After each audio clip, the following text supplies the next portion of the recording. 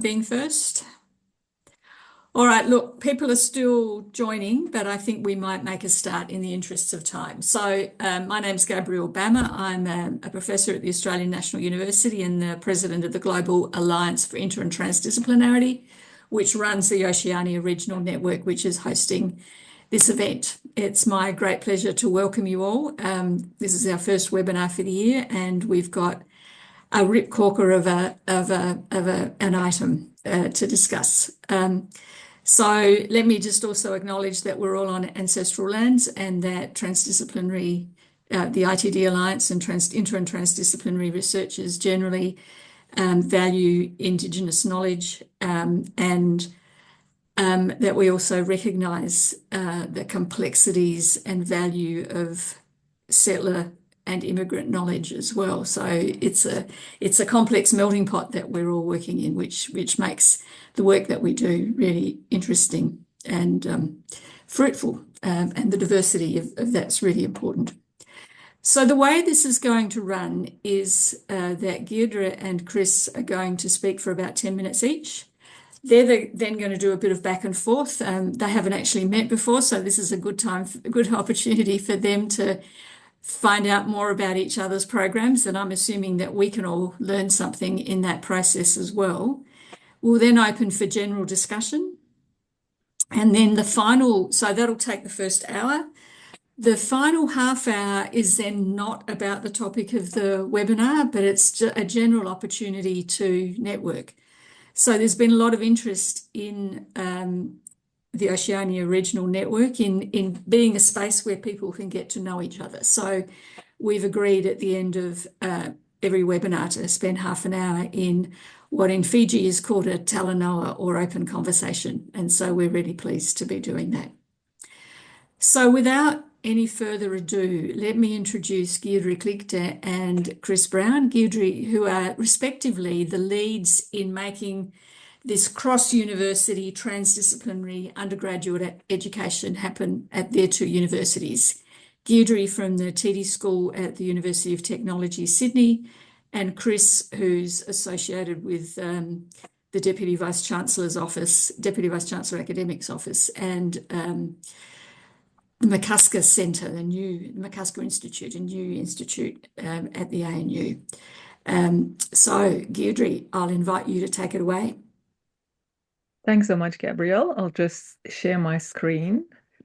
And I'm just so pleased to see also each one of you here. And I'm really looking forward to that open conversation after we go through all these formal parts of the session. As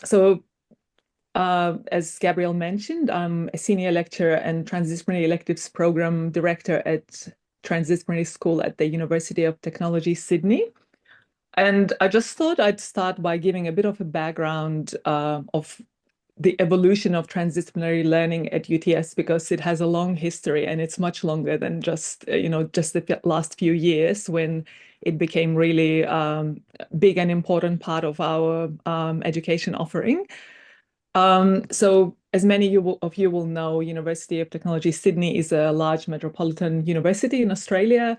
In 2023, we had up to 50,000 students enrolled, and it is a relatively new university, even by Australian standards. And we like to think about ourselves as a young and innovative university. And as in many other universities around the world, we are very much aligned with that employability agenda of higher education. So we want to graduate students who will be employable, who will contribute to society, who will find meaningful opportunities in the workplace as well.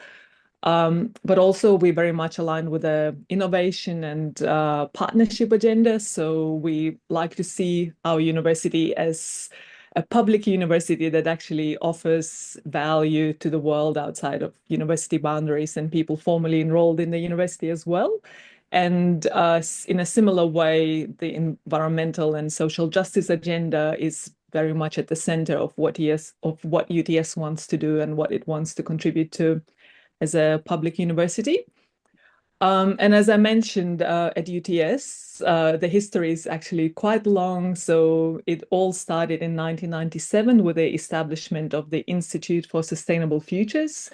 So in terms of the educational contribution, they've been running a transdisciplinary higher degree research program for decades now, and have actually been a really major player in this transdisciplinary space internationally, potentially even coining that idea of sustainable futures in the process. And in 2014, we had a Bachelor of Creative Intelligence and Innovation BCII degree launched. It is a double degree, so it means the students undertake a core degree in their disciplinary area, and then also at the same time complete a second degree and graduate with 2 degrees, so one transdisciplinary and one disciplinary degree. And this BCII has been so successful that in 2017, it actually has led to the creation of the transdisciplinary school. It was known as a transdisciplinary innovation faculty at that time, but we are now transformed into a pan-university school that hosts all these education programs. In 2020, we had a postgraduate master's program established, and in 2022, transdisciplinary electives program. And the vision for that program is that every undergraduate at UTS will complete a transdisciplinary subject as part of their core degree. So mainstream UTS degrees will have a learning opportunity that is transdisciplinary. And so that's the main focus, and that's my core role as a director, to offer that opportunity. And then just to mention, potentially in the future, there's more international opportunities with other universities actually interested in what we're doing and adopting our approach. And just to give a broad background as well, in terms of how we think about transdisciplinary curriculum at UTS. So we align broadly with that idea of T-shaped graduates. So students develop a disciplinary depth in their faculty degrees, and then through transdisciplinary learning, they develop the breadth and ability to work with other students in other degrees and other disciplinary areas. And in terms of principles and transdisciplinarity, we're very much complexity informed and systems thinking informed. We are interested in action and creating things and actually creating interventions as part of learning. So we want to offer students an opportunity to already create change or experience, real world impact as part of their university learning. And because of the beginnings in the Bachelor of Creative Intelligence and Innovation, we have a really strong focus on creativity and creative problem solving and innovation as well. And pretty much all of our learning is very much real world, challenge based. And in most of our subjects, students get to work in collaboration with industry, government, or community partners. So we like to work across boundaries and not just be kind of in the classroom, in the university classroom, but also work with people outside. And we have a focus on social innovation and entrepreneurship, and have a strong experiential and embodied learning pedagogies, kind of experimentation approach. So the list at the bottom of the slide is just a sample of the sort of things and learning activities that students might undertake as part of their transdisciplinary learning experience. And so there's a lot of, they're all, invented and created by people teaching this subject. So there's a lot of innovation and experimentation happening in each classroom, in each subject, in all our education offering. And just because we have quite a bit of, quite a few years now that we've been running these degrees and educational programs, we have quite a lot of evidence that actually students and external organizations gain a lot of value from this transdisciplinary engagement with us. So in BCII, we have up to 100% employability in some degree combinations. We have won a lot of national and international teaching awards, and we have a great range and huge numbers of external organizations and stakeholders wanting to work with us, wanting to work with our students, and actually be engaged in offering these transdisciplinary learning experiences and learning through that. So as a result, I guess, of these successes over a decade, UTS has decided to implement this transdisciplinarity as part of its UTS 2027 strategy. So it is seen as developing the distinctiveness of UTS graduates and preparing them for these uncertain times and developing their ability to work with complex challenges. And so the vision for it was that these transdisciplinary electives will be implemented across all of UTS undergraduate degrees, and each of these degrees will have at least an opportunity for students to undertake at least one transdisciplinary subject. So in line with those principles that I talked about earlier as well, all these subjects, so we have 8 transdisciplinary elective subjects at the moment. All of them are co-created with industry or community partners and in collaboration with TD School and UTS academics. As you can see, the partners range from NGOs like UNICEF to corporate partners like Microsoft or Stockland to government organizations like City of Sydney or Lane Cove Council and technology partners. We got Service Rocket, Miro, and Microsoft. So each of these partners come with a question or a broad challenge that they pose to students, and it is a live challenge. That's something they're grappling with at the same time as the students are learning about it. Each of the subjects takes students through is distinct. So in a way, it takes students through a different transdisciplinary journey through the subject and introduces different kinds of methodologies and approaches. So some subjects might be more focused on systems thinking and mapping and understanding complex problems and kind of repositioning that question within that. And in other cases, students will be working on creative solutions and offering ideas and innovations. And yet in other cases, they might be going through a futures methodology. So each of them is quite different, but results in comparable learning outcomes. So that's kind of an interesting way. You can see now that we are offering 8 subjects. The students can choose whether they're interested in technology or a social issue or a sustainability questions. And they are able to have that quite in-depth transdisciplinary experience that is actually quite uniquely shaped compared to kind of, it's not just a standard transdisciplinary methodology that they're learning.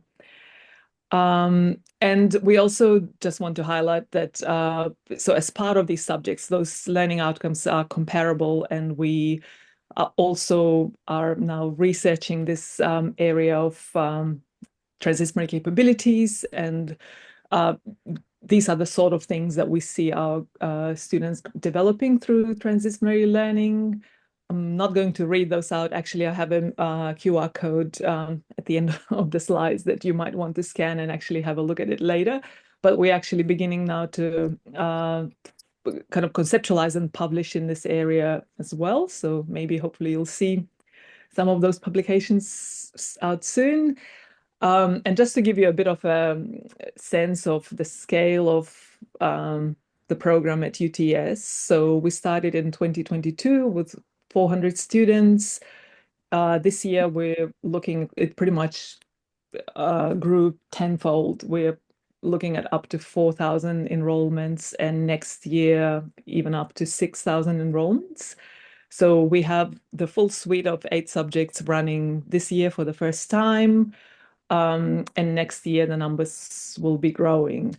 And just to also show you the team, so it's not just me doing those 8 subjects, and we have a whole amazing group of colleagues in transdisciplinary school who are transdisciplinary experts and scholars and researchers and practitioners, and they're all engaged in actually creating those opportunities for students.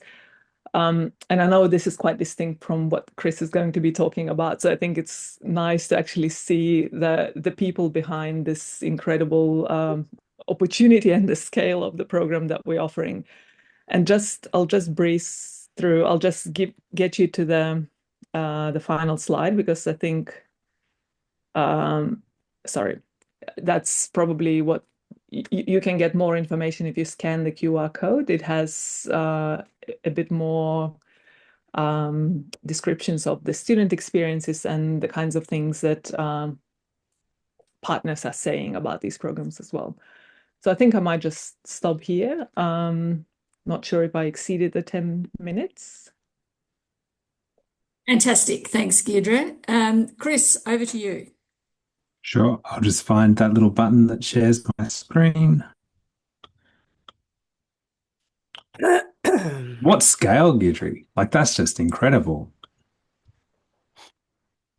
So yeah, I'm going to take a slightly different tack, but share a couple of the insights that I've gained by leading this project here at ANU and being involved with sort of in the delivery space.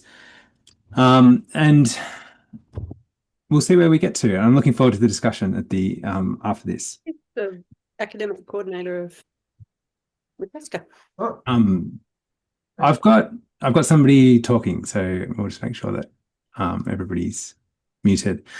So I wanted to share sort of 3 insights and maybe explain what we've done through those insights. And so I suppose similar to the UTS journey, this is something that's been bubbling away at our university for a long time. And we sort of really grabbed a moment in which to make it, to surface it and to make it something that happened. So I'll talk a little bit about the seeding of the graduate attributes, how we've really tried to bend the university to this sort of need rather than breaking it. And maybe some of my colleagues here might think that we have broken it. We'll find out. And sort of really sort of picking up the conditions for serendipity. So the university after or during COVID, and I suppose a group of us before COVID, a number of which members are on this call, were kind of really trying to figure out how to make the transdisciplinarity, interdisciplinarity sort of work at scale at the university. And in about 2020, we had the opportunity to seed a conversation with our DVCA during that COVID period around what the future could look like. And this group, I think, eventually sort of put forward, under Gabrielle's leadership, really, the idea of a transdisciplinary graduate attribute, and we were able to author it and have it passed through academic board.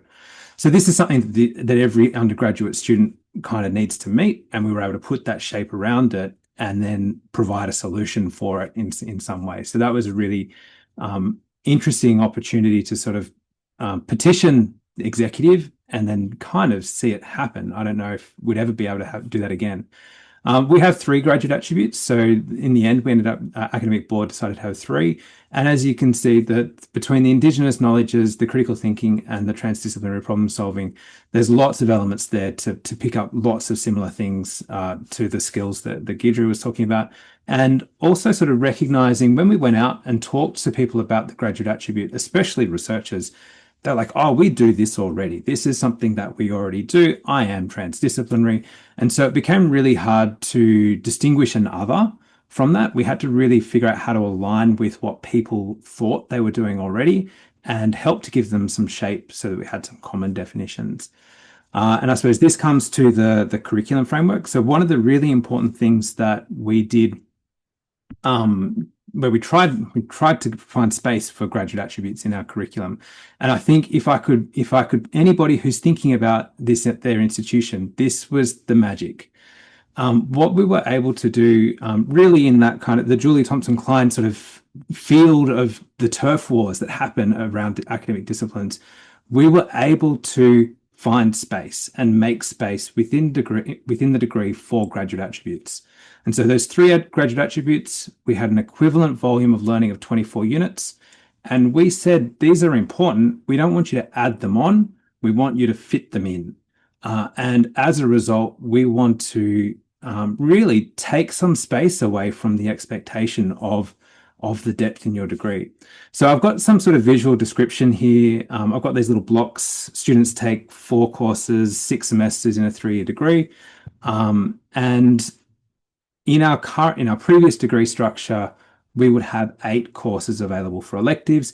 This allowed for really good flexibility between different degrees, but it meant that if a student was taking a combination of 2 degrees, like an arts and science, they actually ended up with no electives because the electives were used up in the exchange between the 2. And so we also had this flexibility problem where we wanted students to sort of bring those 2 disciplines together, but there weren't actually opportunities for them to do that structurally. Often in some combinations it's there, and that was really great. And so what we started off with was really going, well, what's the minimum volume of learning we expect a student to undertake, or the depth volume in an area? And we said, look, basically, if a student has completed 3,000 level subjects in a degree, any degree, that's kind of our minimum standard. And a student can get to that through a sequencer course that you can undertake in a major. We add in the space for the graduate attributes, and we've actually now created space, both space for them and also space for flexibility. Obviously, that's extreme. And when we went out and put that position, everybody pushed back, but we were able to push it back to a position that still allowed us to keep that space, sort of like the bidding wars. If you go a bit higher, you expect to come a bit lower, and you find a space in the middle.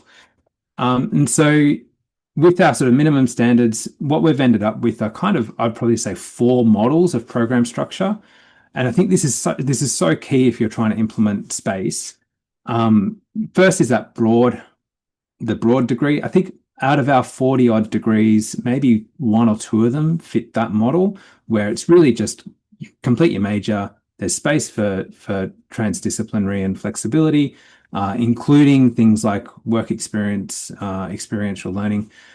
Probably the most popular format has been the named degree, where you've got a Bachelor of Economics, for example, and there's space now to do transdisciplinary subjects. And then we also have these accredited, and managing the accredited degrees was also a bit challenging, but sort of having a category and a way to describe it was valuable. More than happy to talk about some of those details and the turf wars in the discussion. The last thing I wanted to quickly just put out there was also sort of creating the conditions for serendipity. And so I suppose through the process of negotiating what the graduate attributes were, we didn't quite define what transdisciplinary problem solving is, but we provided a framework for people to align their courses to transdisciplinary problem solving. There was this need that came up that said, basically, if we want to do this well, we can't do it by ourselves in our own schools. We actually need a mechanism that allows us to come together. And I suppose similar to, I think, the way that the transdisciplinary school operates as a pan-university unit, we were able to work outside of our existing structures and create something that sits in between all of them.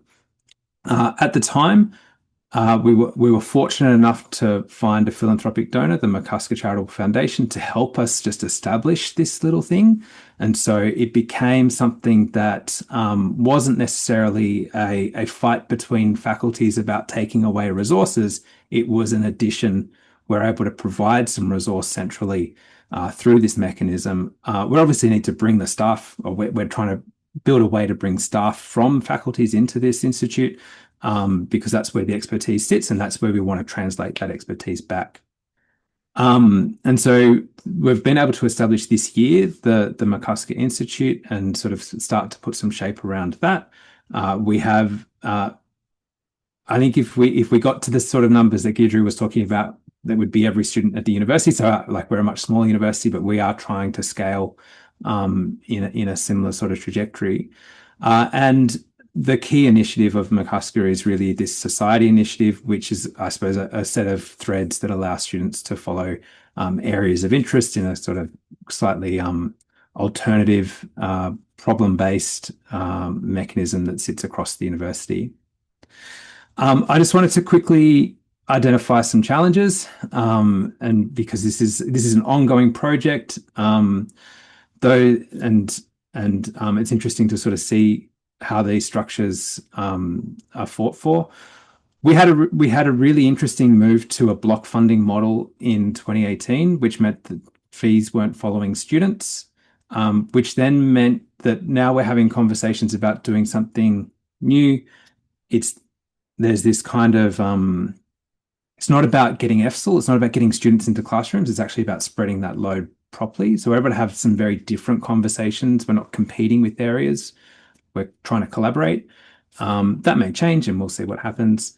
Probably the biggest thing was that the transdisciplinary definition, everybody holds their own definition, and you can have great conversations and realize that you're talking about two completely different things.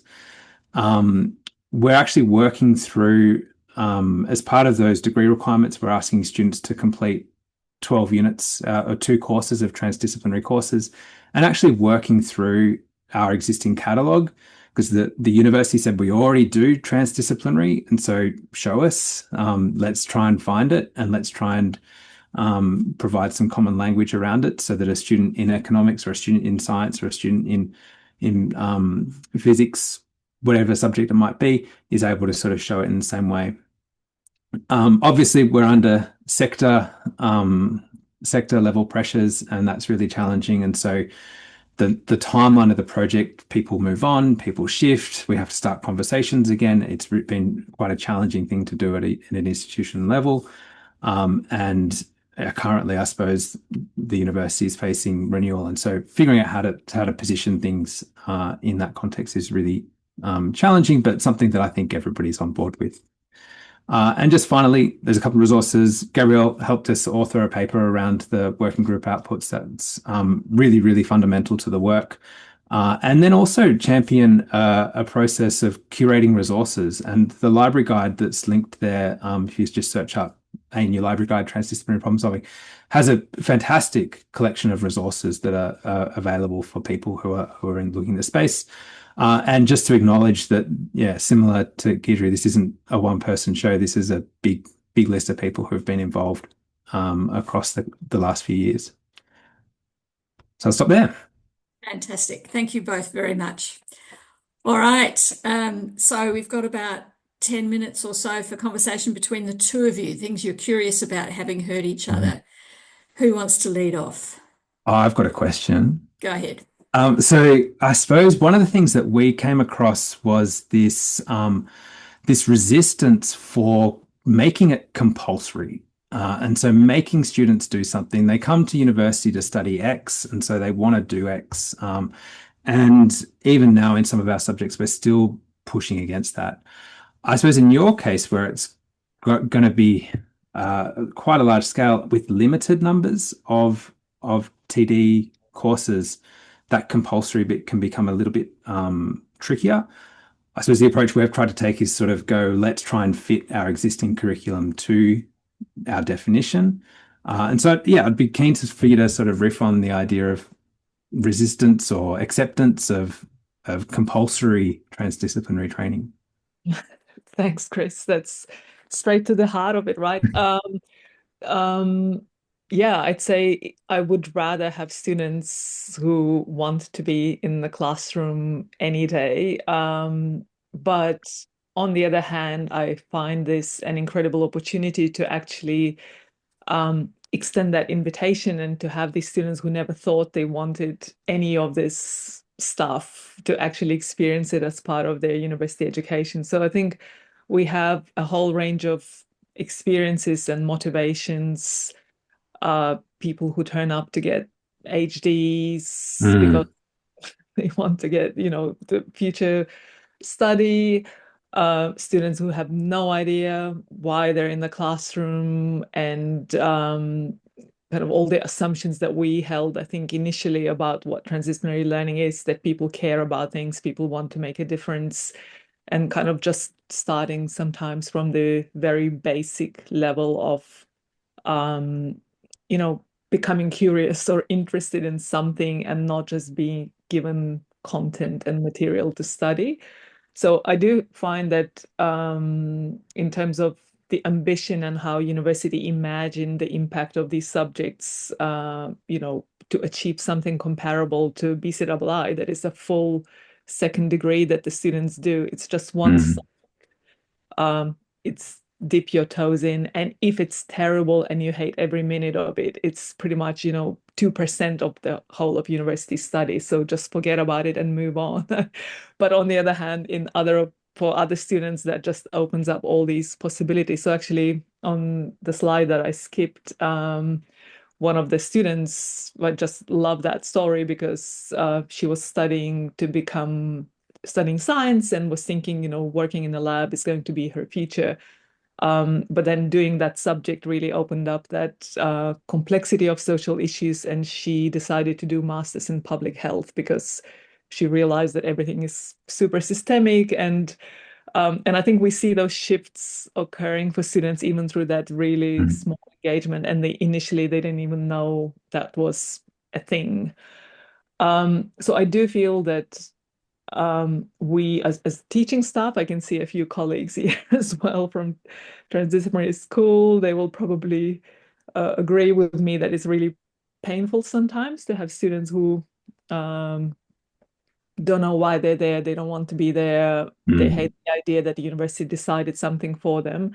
But on the other hand, we consistently get feedback that students value that opportunity to meet someone from outside of their degree, and these over and over students tell us that completely challenge their thinking about university education as well. So, if you're studying science and you meet somebody from visual communication or design, and there are no many other spaces in university, I think, where they get to experience that as well.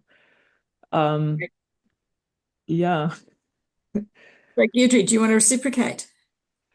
Yeah, I think I find it interesting as well, because very similar challenges in terms of finding space in curriculum and kind of structurally finding the best possible shape to fit that transdisciplinary learning in degree programs. My question was, I guess, more about that. So do you have some sort of transdisciplinary principles or criteria? That my understanding is that anyone can claim that their subject is transdisciplinary, even though it's situated in a faculty. And then you have some sort of process for understanding whether it really is, and then tagging it as a transdisciplinary subject that can be undertaken as part of that requirement. Is that the case? Yeah, you've gone right to the problem space as well. But this is probably the most controversial part of the process, and has been so we're in progress at the moment in that piece. The curriculum framework works. So we asked every college, and many of the colleges went back and had a look at their programs and started from scratch and went, what do we want to do? How do we want to do this better? This is a great opportunity to do this well. Many didn't as well. But they sort of went back and found space, and also looked at these criteria. The challenge has been that courses are owned by a local area, and programs are owned by centrally. And so we have this conflict around, well, if I say it's transdisciplinary, you should trust me. And we've also got mechanisms where students can take, for example, in our Bachelor of Arts, they're allowed to do 12 units of any of these transdisciplinary courses, which is great flexibility, but it means that they might be taking something from our School of Computing, or they might be taking something from our environmental school. And so we're stuck, I'm going to be quite honest, around that process. We've been able to clear things that are clearly in that TD space, and then the list of courses that are kind of, let's work a little bit to align them to those principles. So we're asking those courses to demonstrate in their learning outcomes that they meet enough of those principles to be so that they're at least aligned. And I imagine that in the future, there'll be some mapping activity that sits behind it and goes, this is how the graduate attribute is met. Our technology systems don't allow us to do that well enough at the moment. So we're kind of just trying to make it work within a lot of our text-based program rules in some way. But that's been the real point of contention. And things, even just historical differences around what used to happen over here and what's happening now, and when it changes convener, a lot of this stuff has been, which I'd probably sort of put in the edge case kind of spots, become really real sticking points. I think sort of 90% of what people are trying to do is pretty good, and we should encourage it. And if we can over time, in 10 years time, have shifted the bar up a little bit, great. And so yeah, it's a real challenge, that approval, and trying to help the university, and especially when we don't have anything like this currently. We're trying to imagine a new system in a new way, and new ways of working. Yeah, I might leave it there, but yeah, it's consuming my everyday, this last little push. Well done, both of you, for really getting to the heart of, you know, the thing about doing it is you know the right questions to ask, right? Was there something else that either of you wanted to ask each other, or should we open it up? We can open it up, but I'd say, Okay. Chris, just in terms of ANU approaches, I think the opportunity there is, you know, it might be slower and more painful, but an opportunity to uplift all the staff across the board at the university. Whereas I think UTS solution is to, you know, kind of clear the slate. This is the subject.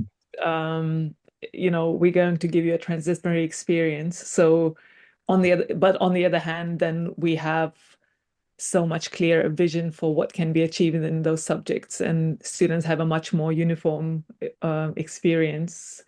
Yeah. But that's potentially a missed opportunity at UTS to bring the rest of the university kind of towards transdisciplinarity. Yeah, and I think just as you sort of identified, that these types of courses students actually really enjoy. They can be life-changing. They can shift a trajectory. The sort of serendipitous moment of kind of meeting somebody from somewhere else, or working with a partner in some way. And so I would probably say a vast majority of the courses that have been put up are better courses. So it becomes, I'll put lots of caveats around that, are courses that students generally enjoy. And so if we can distribute that around, and maybe even make it a bit easier for some students from different faculties to join in, from different areas, and provide a kind of common language, I think that's, yeah, potentially. We'll see. We'll invite us back in a decade. And yeah, all right, you're on. We will. So look, there's some great conversation going on in the chat that I can see. If you'd like to ask a question, please raise your hand and you know, unmute and turn your video on. I know that we've got Alana, Marie, Gloss, and probably others who are looking at doing some of this. So if you wanted to say something, that'd also be very welcome. Lorraine, you're up first. Well, I only just put my hand up. Thank you. Thanks for both of those points and discussion. It's really interesting to hear how both of these programs evolved, and obviously much more involved with the ANU one and Chris's story there. But I wanted to come back to the point that was made earlier about the students who come in as sort of in the compulsory context and the kind of experience that they have.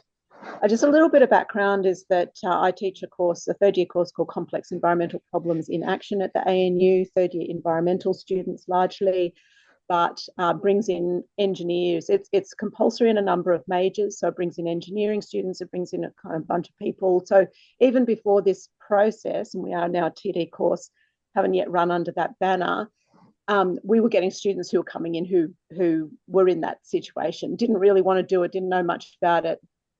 But one of the things that always struck me is how quickly the students become sort of acculturated into this sense of what a discipline is and what an education, a scientific education is about, or what an engineering education is about.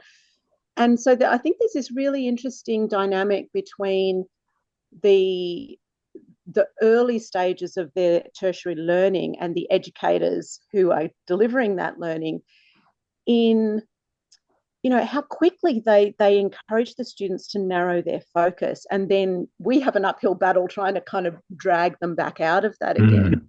So even though, I guess it's just a sort of a point to say that even though we talk about, you know, the students' perceptions and then the lecturers, the educators, the conveners' perceptions, they're so tightly interlinked that there's a real job, I think, for the ANU, but potentially for transdisciplinary education further afield, to open up that conversation with the educators who are, you know, taking the students through, particularly, I guess, that first year learning, to encourage them to keep an open mind about what they are learning and how they might apply that learning, rather than just narrowing them down so quickly to saying this is what a science education is, or this is what an arts education is, or something like that. So interested on any reflections that either of you might have about that dynamic.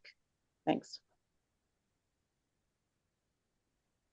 Yeah, I think I really relate to that, and we see, and these transdisciplinary electives at UTS, they are specifically embedded later in the degree program for students, so they have to complete at least first or even a second year of study before they are enrolling in transdisciplinary elective. And in a way, the vision for it was that they will have acquired some sort of disciplinary lens so that they can then meet those other students and see the differences and then kind of gain value from that.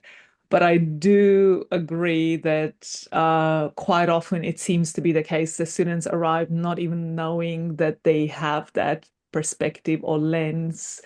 They don't even know they study a discipline.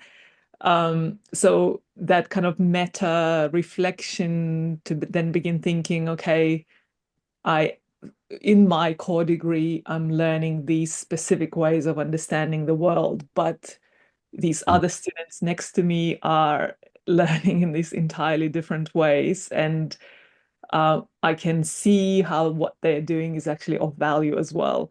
So I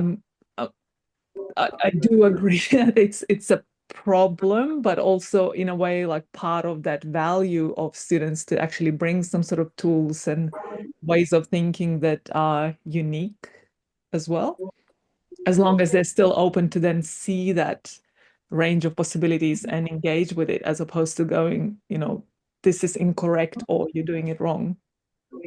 Chris, I don't know if you have any reflection. Yeah, like I just want to throw two ideas back out, and just to highlight, I suppose with my understanding of the context that you're in, Lorraine, is that the school itself spent a lot of time really thinking about what the trajectory is to that course in capstone, and so has done a lot of work redesigning the whole program to sort of make that a real sort of destination endpoint, all the way from first year. The other point I just wanted to quickly just highlight was I think Paul Francis on the call. One thing that was in the early seating discussions was Paul's observation of giving students advice in first year around like what course can I take if I've come in and I want to change the world. And that's always sat with me as an idea that really we need to give these opportunities from day one and not just save it as something that you might be able to do at the end. And it's something that sits alongside the disciplinary studies, something that augments all the way along. Fantastic. Thank you. Thanks for the great question, Lorraine. Marie. Yes, thanks. I'm always in awe at listening to you guys and what you do. It's incredible. So thank you very much again for that opportunity. I wanted to really ask a question, but just to give you a very brief update. We had a bit of a snag And we have got 6 TD courses starting. We had 2 last year start, so I ran one of those TD courses, which was Mary, just explain that you're at the University of Auckland. Oh, yes, sorry, at the University of Auckland, New Zealand. So we ended up looking at a TD, universal TD option for all undergraduate students. But the university got a little bit of cold feet around that, around funding issues, that it's not going to faculties, it's sort of going to be this, it's university wide. So it's not going to the faculties, the funding. And so as a result, we haven't quite got the TD option. We have what's called an enrichment, a 15-point enrichment, rather than 15-point TD option. And so that's a bit of a problem. But what was really interesting for me was, Giedre, do you think, and Chris, you can add into this too, do you think that starting a school is actually a really important thing to do first, rather than try and do a TD option that you're trying to put out? Our programs did allow it, but we had nowhere to really house it. We sat nowhere. You have a school, and I think that is your strength. And I wondered, if you think we should start with schools rather than trying to start with a TD requirement that we're putting into no space. Wow. Very interesting question, Marie. And we did talk a lot about that with our colleagues in transdisciplinary school as well.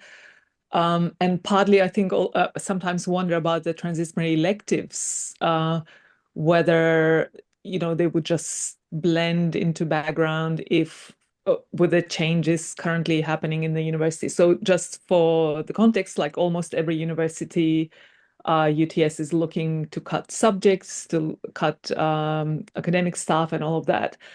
And currently, these transdisciplinary electives are embedded in, over 100 degree programs across the university.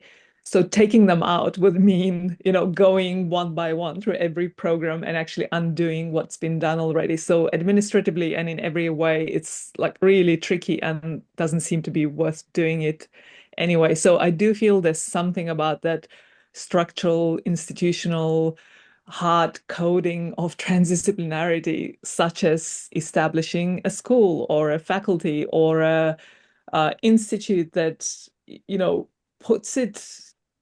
claims a space and says this is a transdisciplinary space. And that was actually another question that I would have asked Chris.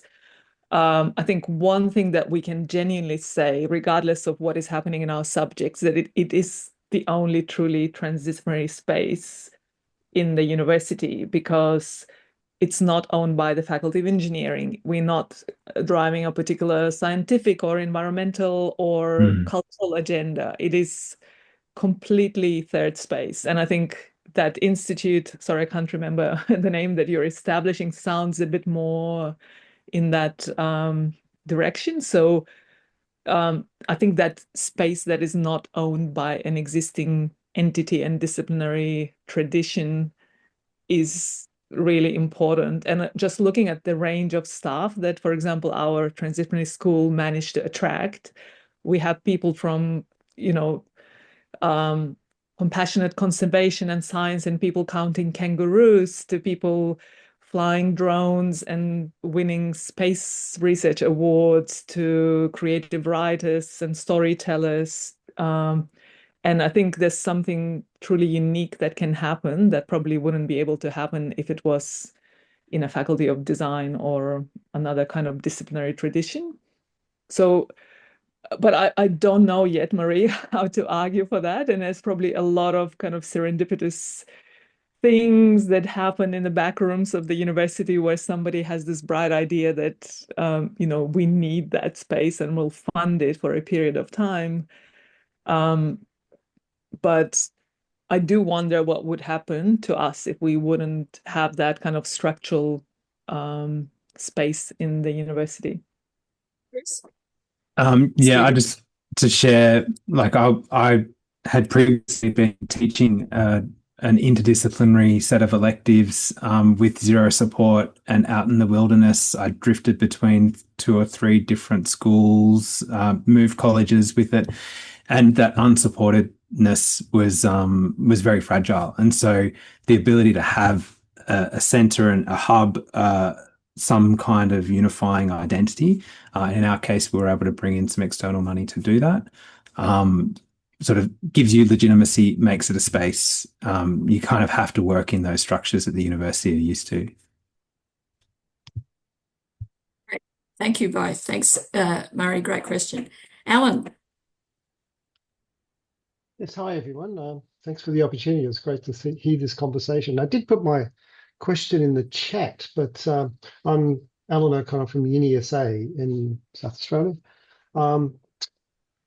I did put my question in the chat, and that was really about the process view rather than the content view, because I think once you start to unpack the transdisciplinary learning, it is how you cross disciplines rather than, or work across disciplines rather than what you're actually learning. There might be tools to all that, but it's kind of there is the process of learning. So if I was trying to look at a course that and ask whether it is transdisciplinary, it's not. I'd be less concerned about what they were teaching, but more concerned about how you were teaching.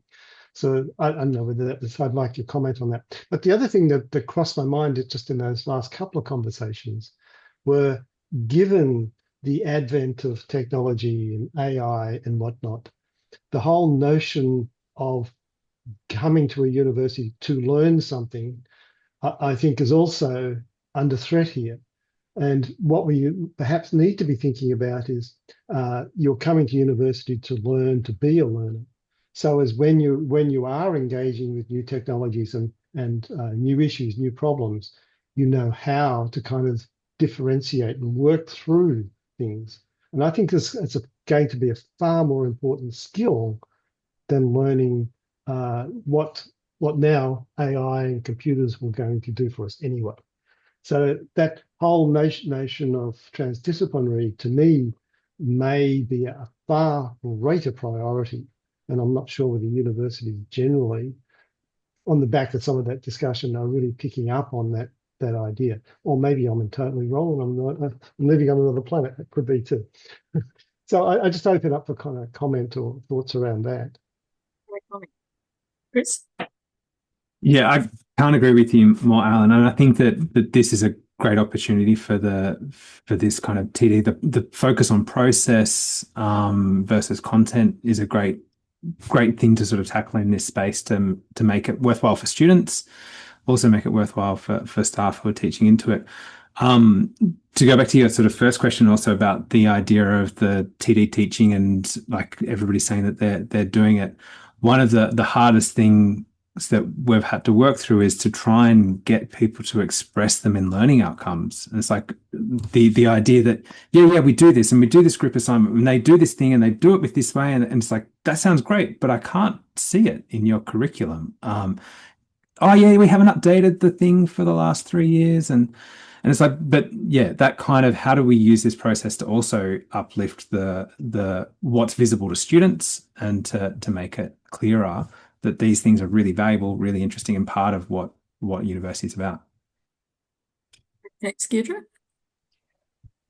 Yeah, I agree. And that's also, we quite often have these conversations when programs are planning to integrate these transdisciplinary subjects in the program, and they say, oh, this sustainability subject really fits us. So they see the word sustainability and they go like, this is perfect. We're going to pick that one subject.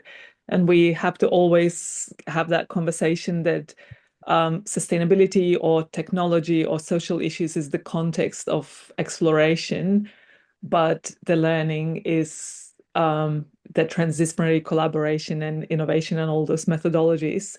And so the students, the outcomes are actually about that, and they're not about the content of environmental issues. And I think it's quite interesting that they do acquire all that knowledge about those domain areas, and that's more interesting to learn because they are all seeped in this disciplinary knowledge. But I do feel that it is very much about how the students go through that process.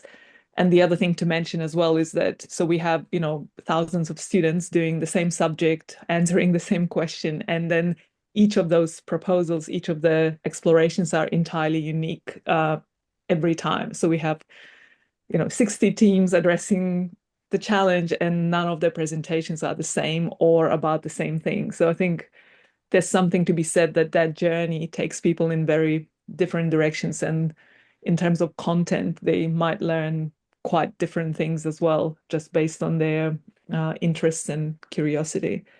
And the AI is a interesting conversation, and maybe we can pick it up later as well. I can see Jane has a question.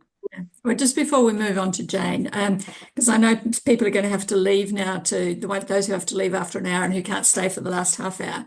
I just want to remind you, this is brought to you by the Oceania Regional Network at the Global Alliance for Inter and Transdisciplinarity. If you're interested in more of this, if you're interested in being involved in the region, please, you will have received an invitation, I think, from Karen and me to this webinar. Please get in touch. We welcome members. We welcome you being on the mailing list. Karen, do you want to just turn your microphone on and just maybe turn your video on and just say hello to people, and then we'll hand over to Jane. So Karen, our executive secretary, who made this happen, basically, who did all the hard work. So thanks.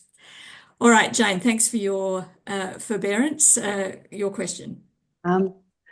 Giedre and Chris, and others, I wonder if I'm thinking about my experience as a researcher with transdisciplinarity and interdisciplinarity. I wonder if also teaching this is an opportunity for students to discover different connections, but different ways of working, but also then this future development of new disciplines in themselves, so future ways of getting startups going, which is quite a big thing from the universities now. So I'm curious to know if you've experienced this, and if new courses or new units of study have emerged as a result of the students learning this way and working with people from other disciplines. Does that make sense? And apologies if I'm repeating anything that's been said.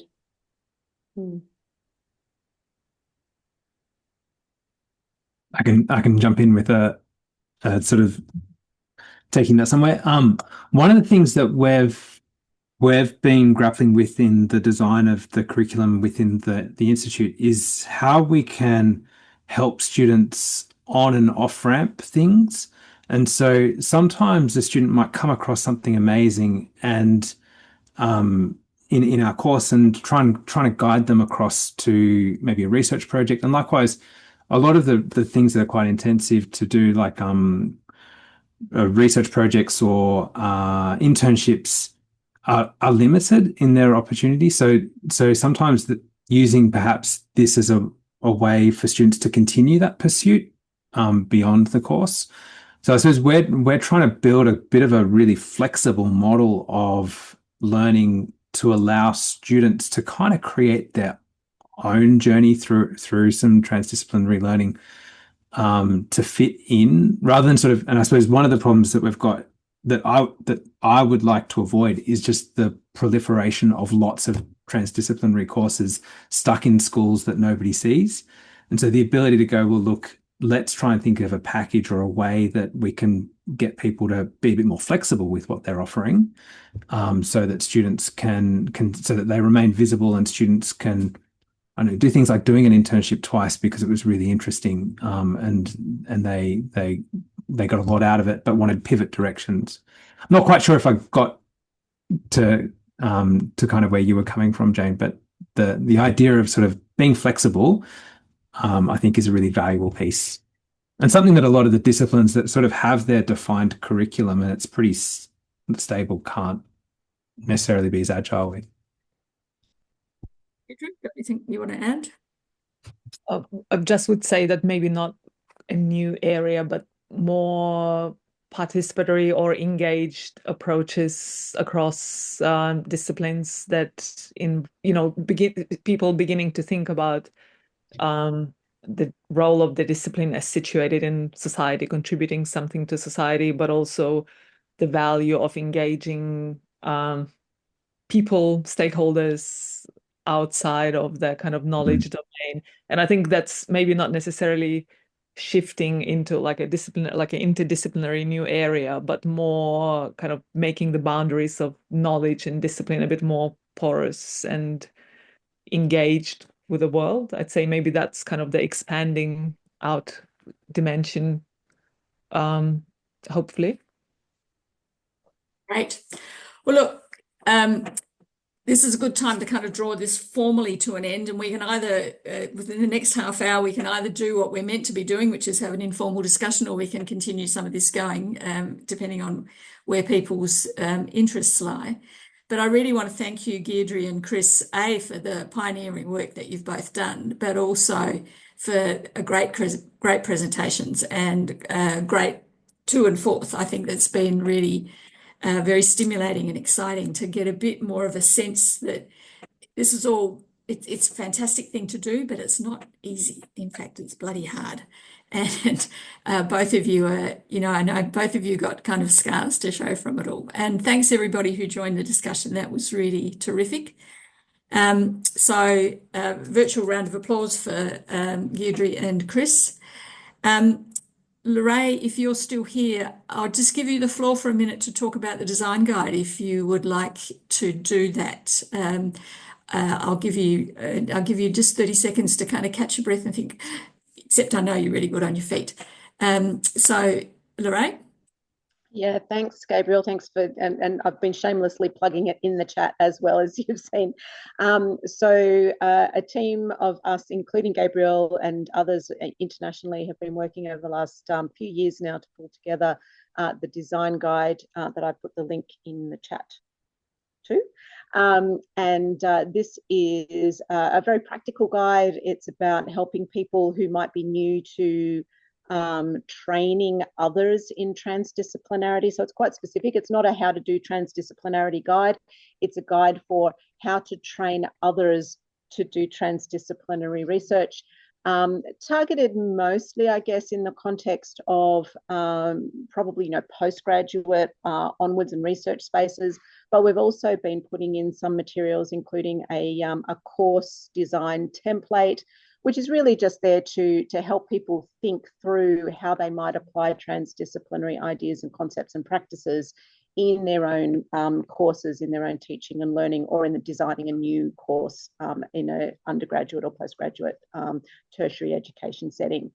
I am leading a webinar next week on Tuesday morning at 9 a.m. Australian Eastern Time, where it's just going to be an hour-long kind of introduction to the guide, have a bit of time for people to explore it and to get stuck in and see what's there and have a conversation about that. So I put the link to register for that in the chat as well, or just feel free to reach out to me and I can forward that to you. The idea for that is that we are hoping that people have had a chance to download the guide or look at it in the flip form online, and be a little bit familiar with it before they come to the webinar. But if you haven't had time to do that, just show up and we'll have a conversation too. Thanks to the ITD Alliance also for hosting it on the website. It's been really valuable to have it there freely available to anyone who might need to use it. Thanks, Gabrielle. Thanks, Lorraine. All right, so we've got just under half an hour left for a kind of a more general discussion. I'm very happy for if people want to ask more questions or say more, I'm happy for people to do that too. But this is kind of a good opportunity to make connections and just talk more generally about all things inter and transdisciplinarity, and particularly in what's happening in the region. Not all of you are from the region, and that's absolutely fine. So I know there are others here that are interested in doing transdisciplinary courses. So Alana or Gloss, do you want to kind of just start off a more general conversation by introducing yourselves and saying what you're doing? Alana, go for it. Kia ora. Yeah, happy to Happy to do that. Look, we're very early in a process at Massey about looking at some new transdisciplinary qualifications, specialisation course. We don't know what that's going to look like at the moment. We're really interested to hear what other people are doing. I guess one of the things as we were talking that kind of occurs to me is that there's a bit of a tension between, and for me, this is what I'm trying to get my head around, tension between all the skills that you need and the methods to be transdisciplinary and the thing that you want to be transdisciplinary about. That's kind of being a bit, not very subtle about it. But to me, it kind of feels like I imagine most students, myself included, come to think because I'm fascinated about X, climate change, public health, whatever. And that's the thing that draws me. And then there's what we're trying to do with the transdisciplinary is to say there are ways of approaching it. So I took on board what you were saying, Giedre, about, you're trying to get them away from the thing and the thing that which is this people are often passionate about to the skills, but it feels like there's this bit of a tension. And I guess I expect that tension is actually productive rather than being a problem in itself. It's just an observation, really. And I haven't really got any more to say about Massey's where we're at the moment, because as I said, it's very early in our thinking, but we are really keen to talk to anybody who's doing some work in this area. And I know, Gabrielle, thank you for agreeing to talk with us next week. And we're talking with Bem from UTS next week too. And anybody else who, and I'd be really interested. I don't know if anybody from Auckland is still on the line, but just really for me, I'm also aware that there are kind of resourcing issues which actually start to be very important. Like we've been given permission, if you like, from our provost to think big, be bold, but actually, where's the money? How are we going to do this? And that's the other bit of the tension. So I haven't really got anything more to contribute except to that. And it's been great to hear people talk and to see the resources that are available. Thanks, So that's great. Gloss, do you want to just say something as somebody from outside the region? Really interested to hear what you're doing at Hong Kong Baptist University. Okay, thank you very much. Thank you for ITD as Alliance as well. This is really my first time to participate in this occasions. So my name is Gloss. I'm from the Hong Kong Baptist University. So 3 years ago, we actually set up a division of transdisciplinary undergraduate programs. And I remember we visited UTS as well at that time. And then I think we met in the meeting. And we also invite Professor Louis from UTS into Hong Kong for 1 month to give us some advice and give us some directions of how should we go forward to to this transdisciplinary. But we settled the division. We also face a lot of challenges as well as we heard in the conversation just now. So currently we have 5 transdisciplinary undergraduate programs. So undergraduate programs meaning we offer a 4-year undergraduate programs in Hong Kong. In which one of the transdisciplinary degree particularly unique is called the individualized major. That means the students come into universities from their high school without a major, but we'll match them with academic supervisors. It's like a mini PhD where the supervisors will guide the students to go through a 4 years journey. And then they can choose any courses that they like from our university as well.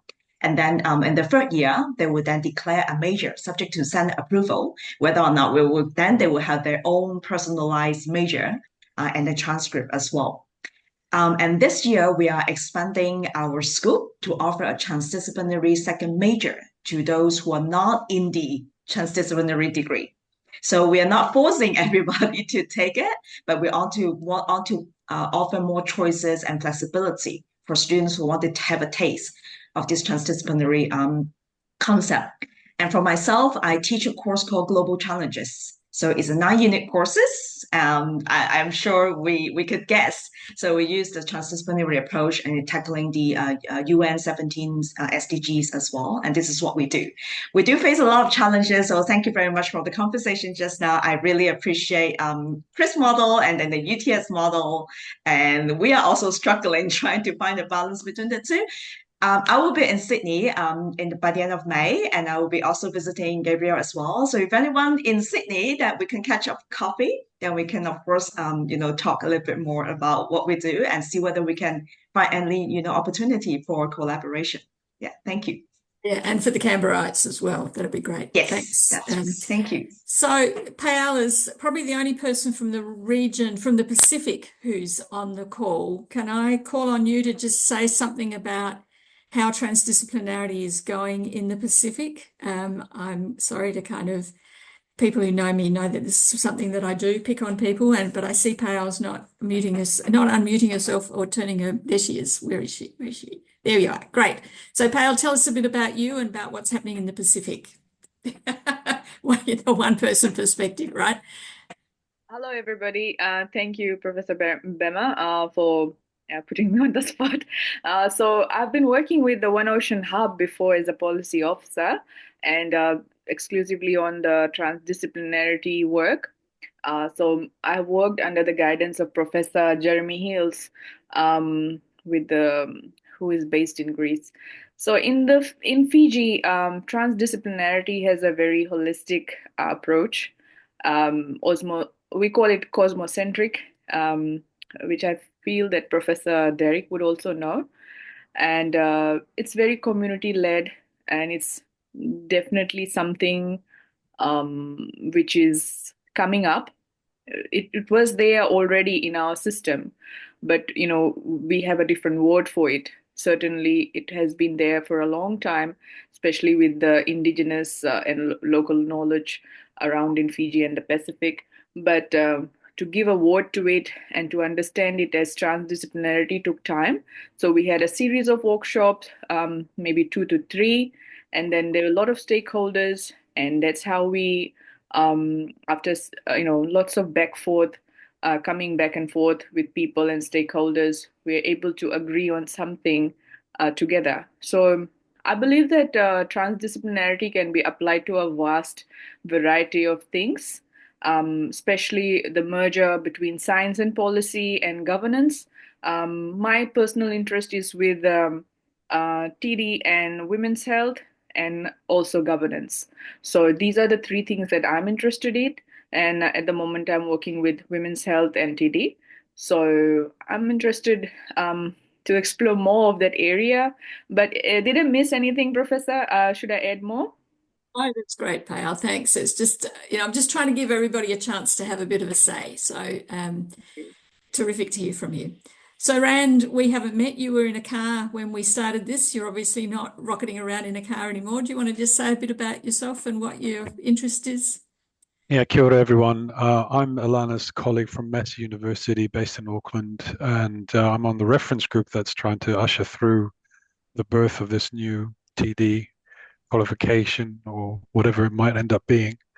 But yeah, in my background, I've got a background in theatre and the arts, and I've more recently been teaching into our BA core, which we refreshed some time ago and introduced 3 citizenship courses that are transdisciplinary that all students have to do.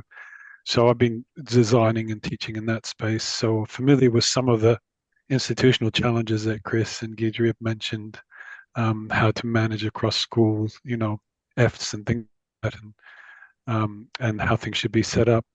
Yeah, I guess the thing that is interesting to me as well is what Alana mentioned, how to manage that kind of disciplinary specificity, the kind of shared vocabulary that students get.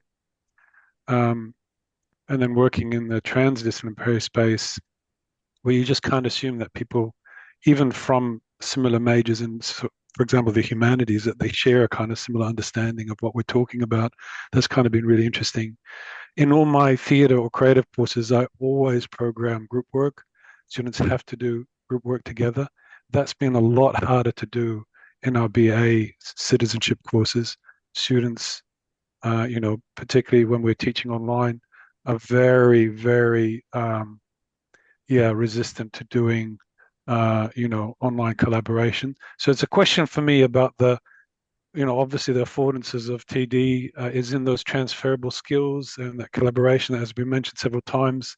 And I guess I'm interested in thinking about what are not only the challenges, but the new opportunities to thinking about how we encourage that kind of collaboration, which my sense is since COVID especially, and it's not, I appreciate that collaboration can happen online, but increasingly we're seeing the atomization, the further atomization of our teaching and learning, the learning experience.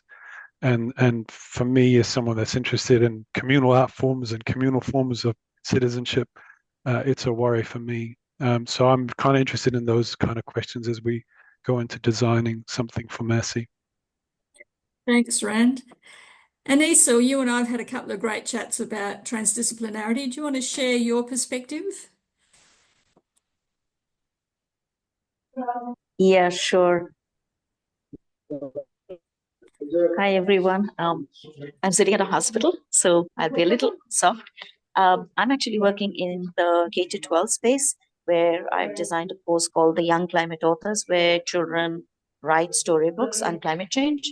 And as a part of that, I've also designed a course for adult educators on how to implement this, what I think is back of the seat, just an informally TD. I don't have formal alignment with it. So I'm curious for Lorraine's course. So it brings in a lot of different elements on TD, and it gets people in from all over the world, but it's informal. It's not associated to any university space. So thank you, everyone. Really great meeting you, and I have so many ideas floating around my head. Thank you. Thank you, Gabrielle. Sorry to put you in such a bad spot when you're not in a good environment, but it was lovely to hear from you. Tess, somebody I don't know, do you want to tell us a bit about you and what you're doing? Hey, hi. So I'm a student, in fact, here at the Australian National University, and I'm part of a course that Chris is running. So I believe it is at the intersection of transdisciplinary learning and doing quite a few interesting things that students can explore at the university. So this is actually one of the activities I really thought was interesting. I think he mentioned it. I just came in around 10, 15 minutes ago. I'm so sorry. But I'm just here absorbing new perspectives and seeing how transdisciplinary education can be integrated into existing curriculums. Great. Thanks for those comments. Christina, do you want to say hello?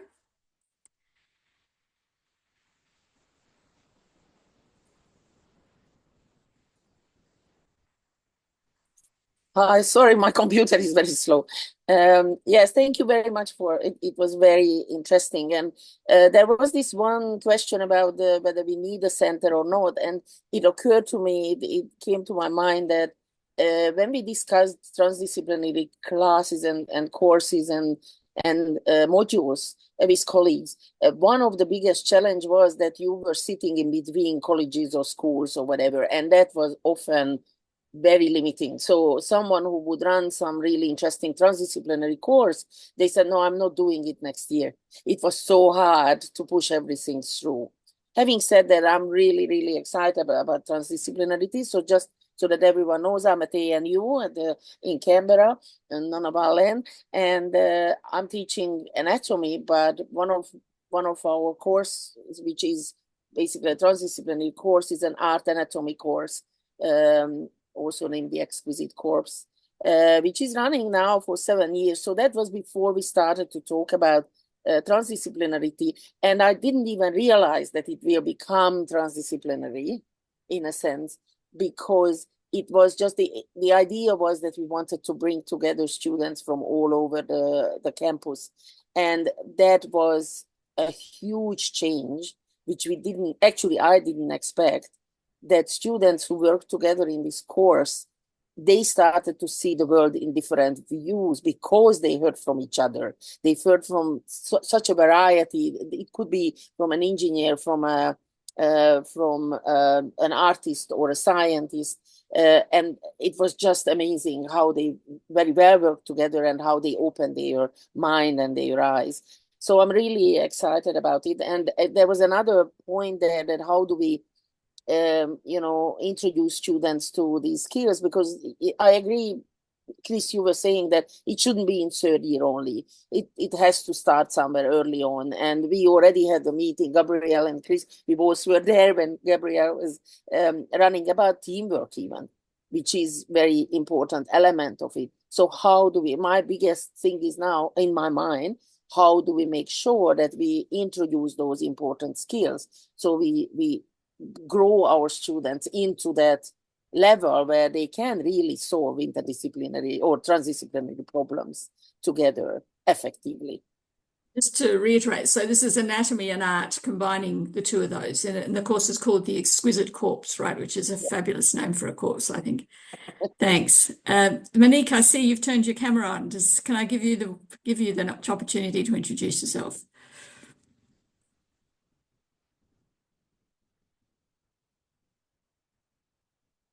You need to unmute. Sorry, yeah, sorry. I'm just on my phone at the library. Yeah, I'm a colleague of Giedre's. I also work in the transdisciplinary school there, so I've taught in a number of the electives and helped design one of the electives. Also teach in the Bachelor of Creative Intelligence and Innovation.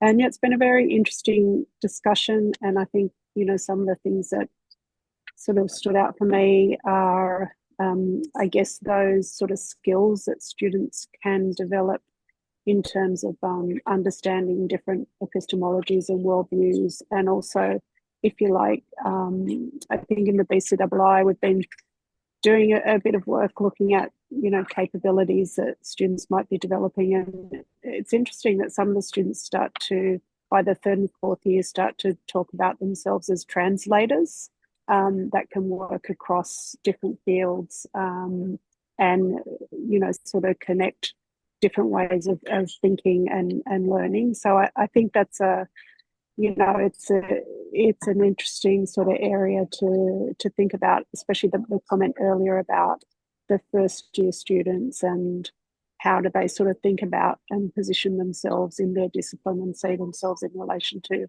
others. Yeah, so thank you. Thanks, Monique. Sarah.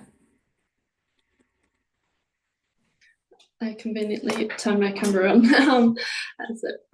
Thank you. Hi, everyone. I'm Sarah, and I've been fortunate enough to take the course that Chris has just been talking to you all about this semester. So I thought I'd give a bit of my student perspective from this, but just especially appreciate today hearing how much work is being done in this space, you know, as well as loving being a student. I have ambitions to kind of continue on in this space, and I love teaching and learning. And so to know that maybe unis are, you know, developing in this transdisciplinary approach is really, well, endearing and exciting. So, so I've been involved in this course, and I think well, for context, I'm in the final semester of my coursework. And so when we're talking about, you know, first years opening their eyes to these possibilities, this has really come quite late in the piece for me. And I'm fortunate that through other avenues, you know, I've got interests in transdisciplinary areas, I've got interests in different aspects. I study law and arts.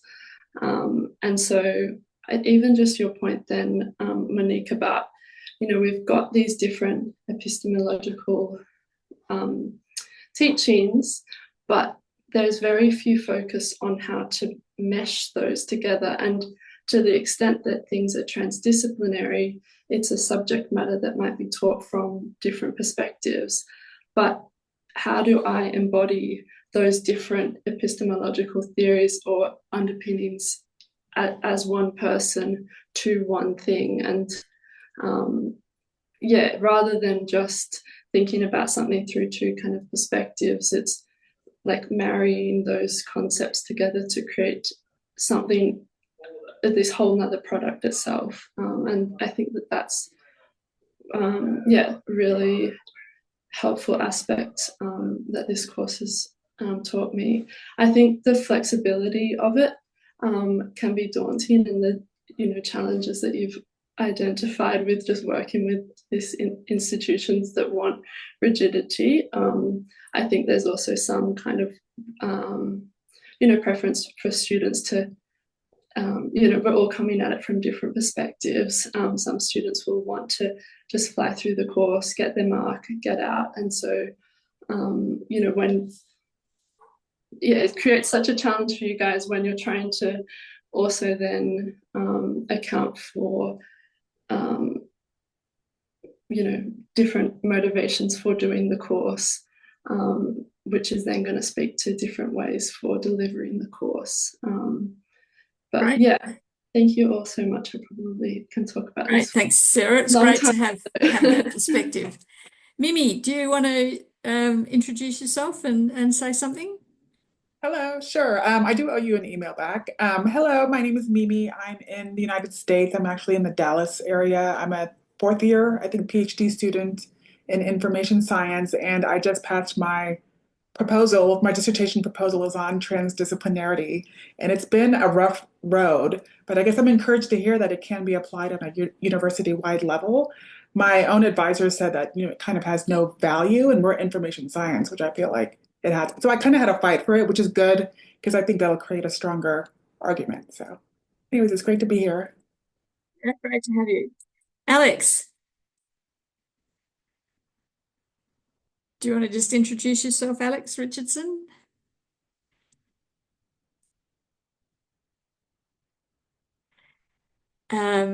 And that leaves Wendy. So Wendy, do you want to go first? And then maybe if Alex gets online, he can introduce himself. Thanks, Gabrielle. And apologies for no camera. It's partly because I'm in my pajamas. I'm recovering from a cold, so excuse my scratchy throat too. Don't worry, Chris, I will be teaching tomorrow. It'll be fine. So I'm a fellow of the New McCusker Institute, and have been enjoying the environment that Chris has created. Yeah, both the space and the culture there, which is kind of experimental and open and yeah, fun so far. And we're doing not on active citizenship at the moment. So I'm going to have some conversations with Rand about that. One of my interests in this space is how these developments in transdis teaching are connecting up with research. And I've been one of the organisers of a Knowledge to Action network at ANU of researchers who, haven't always felt like they fit into the disciplinary structure of the university because they work in transdisciplinary modes. And so I guess, Giedre, I'm really interested if there's time to reflect on whether you've seen any influence of your initiatives and the school in particular on research at UTS. Do you want to answer that? Thanks, Wendy. For sure. I think, again, probably as most things in university land, it's probably easiest to do if they are actually institutionally somehow recognizable formats of doing things. So I'd say that has happened in terms of co-supervising PhD students across different areas and disciplines, or offering HDR research training type of collaborations that then lead scholars and researchers to get to know each other and appreciate each other's views, and potentially leading to future collaborations. We do have a research, we're started as on the basis of education programs, but we do have a strong research agenda as well in TD School, but I think it's a bit more emerging at the moment. I think the vision has been that TD School would be that place that would also facilitate collaborations and interactions, connect researchers with industry partners and external stakeholders. So it is emerging as we speak, and we have some successes in particular areas like compassionate conservation. That is a really interesting area of science meeting societal perceptions of the value of animals, like kind of more than human relationships and environmental humanities type of considerations. So yeah, I'm not sure as a result of directly our education activities, but I think these things adjacent as scholars, we all research in transdisciplinary ways, and that obviously leads to some sort of collaborations. Thank you. So I'm mindful of the time. Chris and Giedre, I'm going to give you 30 seconds for the last word. But I'm impressed. Thanks for those of you who stayed. It's been great. I'm impressed where people are. Gloss is on holidays in Vietnam, and Anissa was in hospital, and we've got Monique in the library, and Wendy in her pajamas. So it's really great what people will do to attend the web. It's the joy of webinars, isn't it? That allow us to join from wherever we happen to be. Giedre, 30 seconds. Oh gosh, I think just super grateful to have this opportunity to meet and hear, and even, little snippets from different places in the region. I think it's so encouraging to know there are so many people out there working on the same things, having similar agendas, aspirations, and I think thankful to ITD Alliance as well for supporting and facilitating that, and just would love to follow up with so many of you about different things. So thank you. Thanks. Chris?